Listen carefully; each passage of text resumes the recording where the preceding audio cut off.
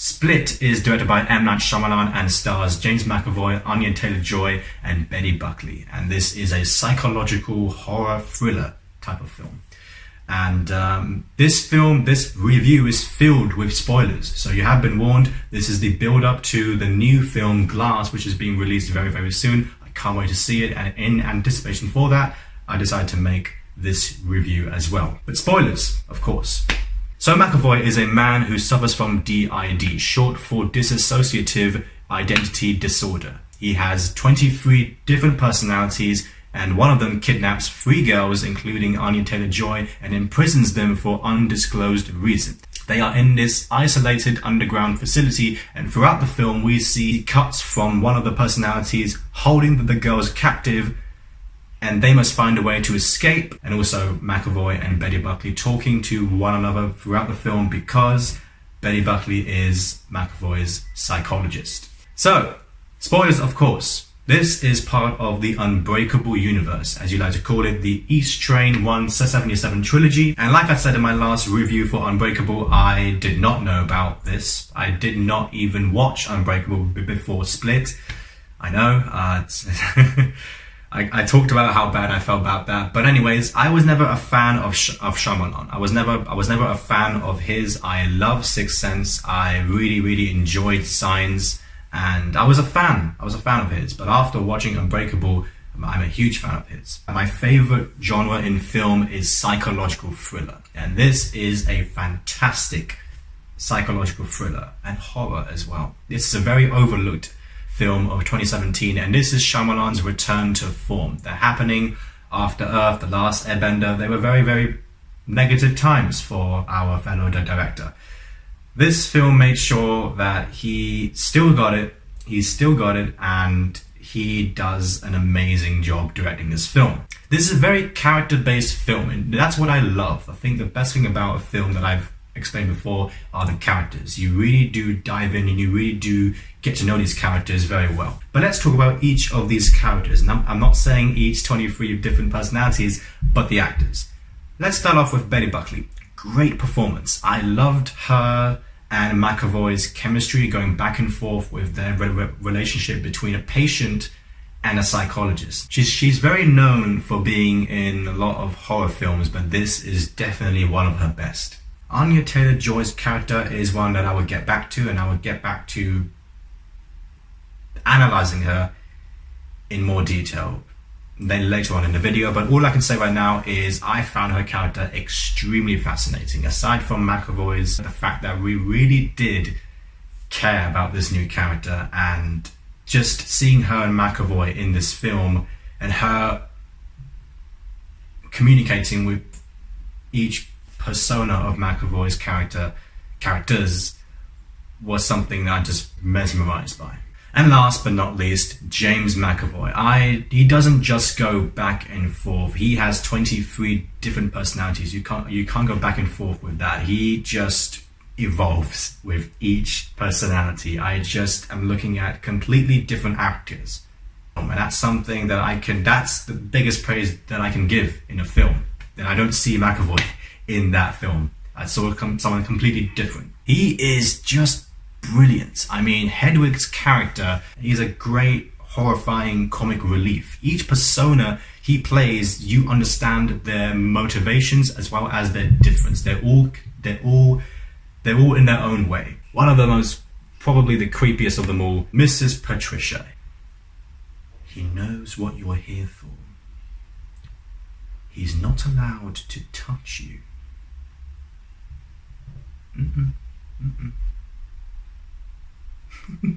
Watching that scene just was so creepy. It was quite entertaining because that's the first time we see Patricia's character, and he's playing her, and I'm just like, that's messed up. And then she has all these poems that were just so creepy in the way that he is playing her character, walking behind the 3 girls, reciting these poems that he heard in a coffee shop, I believe. In the sun, we will find our passion. In the sun, we will find our purpose. without a doubt, Patricia's personality is the most terrifying of them all. She comes off very nurturing, but then has all this impending violence inside her that she just unleashes through the third act of the film. Throughout, really, it just gets more and more terrifying, more and scary. But let's get back to Anya Taylor-Joy's character. Extremely fascinating, like I said. And I think from here I want to talk about some spoilers in the film. So here we are. This is the fun bit. The flashbacks of her past. Extremely disturbing. Casey Cook is her name, and she has a very traumatic past. She was sexually assaulted as a child by her uncle, and that's something that the film explores throughout. But at the same time, you know what's happening. You don't really want to address anything. It's just quite uncomfortable to look at. And it's yes. And in a way, you sort of realize that the Beast's character of McAvoy, one of the 24th personality, and Anya Taylor-Joy's traumatic past, you see some sort of similarity, which I will address later on. But let's get back to one of my favorite scenes of the film, the dance scene. I mean, Hedwig, every single time he's on screen, I honestly was laughing a lot. Etc. Him just dancing, it's hilarious, but it's so terrifying to watch. I mean, first of all, you watch the scene firstly and start smiling and sort of laughing. It's a bit of a comic relief, but then you realize how messed up this actually is. You have the same exact facial expression and the same exact reaction as Casey Cook's character. But let's get to the third act. For those who had a problem with the third act, and I heard this countless times in many reviews, articles, whatever it was, friends' opinions, people were wondering what the twist actually was. Is he actually a beast? Is that what the twist actually is? Oh, that's quite disappointing. No, that's not what the twist is. That is not meant to be a twist. That's what you should expect, because that's what they kept teasing and kept building up to throughout the film, that the Beast is awakening, the Beast is on its way, and it's going to be the 24th personality, which does end up happening. He takes on Kevin's personality, and now he is the Beast, or the Hoarder.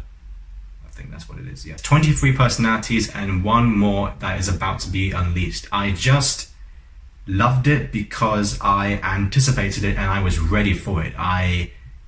It didn't disappoint. McAvoy worked really hard to have a muscular, bulked up body, and he really did look like a beast. By far the most impactful scene of them all was something that got me so excited and just so hooked into, was the sit down between Buckley and McAvoy. Buckley was asking for Dennis to come out, somewhere in one of those 23 personalities.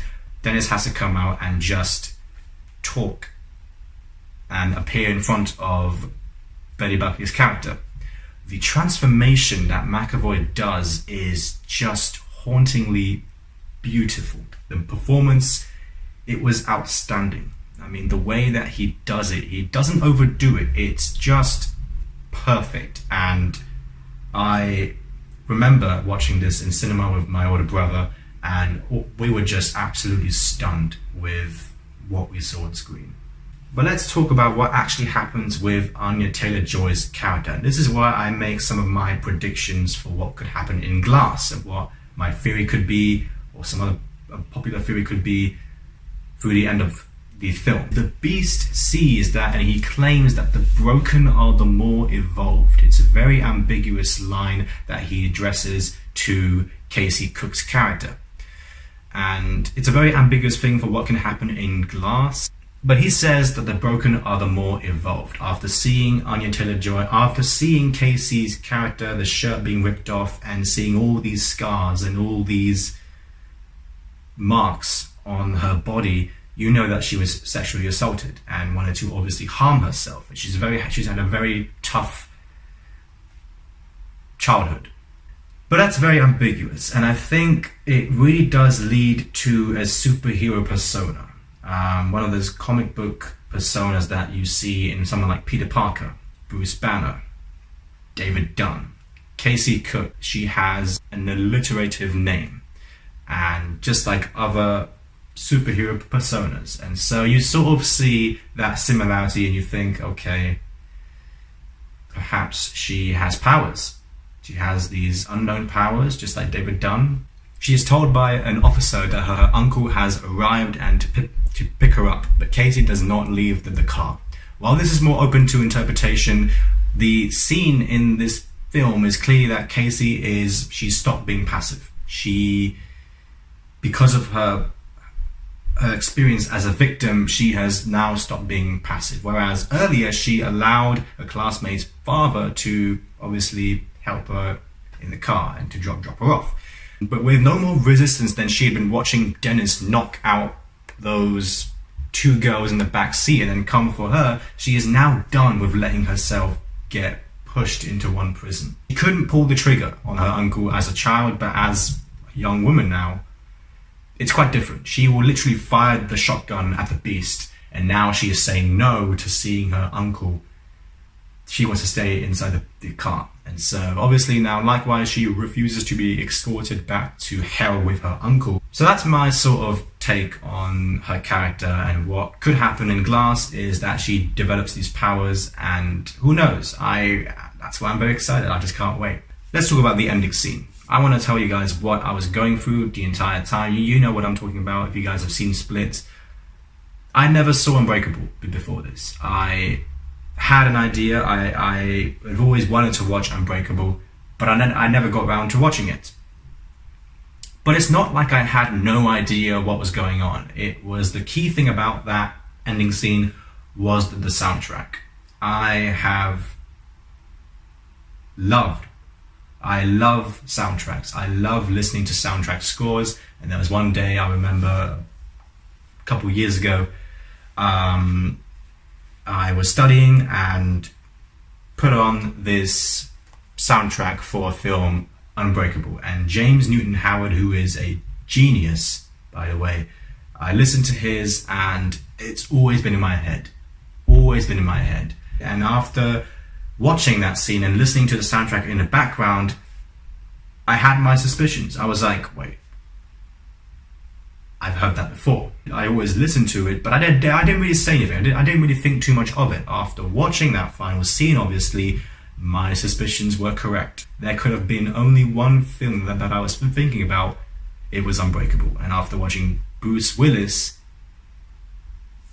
in the final scene, I was very shocked, but I think I was disappointed in myself for not having watched Unbreakable first. But I have watched Unbreakable countless times now. I have seen Split more than 3 times actually. And it's a very different take now. It's a very more exciting take, which I do love. And I'm going to give Split a 4.5 out of 5 stars. I do have the flaws as well. It's just those two other girls. I did not find them realistic at all. The choices that they were making just weren't, they were quite over the top, I would say. I would just say it was not natural. And because of that, it did affect most of the prison scenes that you would see with Anya Taylor-Joy. But I was mostly happy with Anya Taylor-Joy's performance. And the pacing, I think, through the middle act of the film just sort of gets lost. And I think it instantly picks itself back up. But there was some stuff where it could have been shortened down just a little bit. That's why I gave it that score. It could have been a 5 out of 5 score. It's just there were some flaws. There were some flaws with the film. Guys, I can't wait for Glass. Yeah, post your comments down below. What do you guys think? And thank you for watching.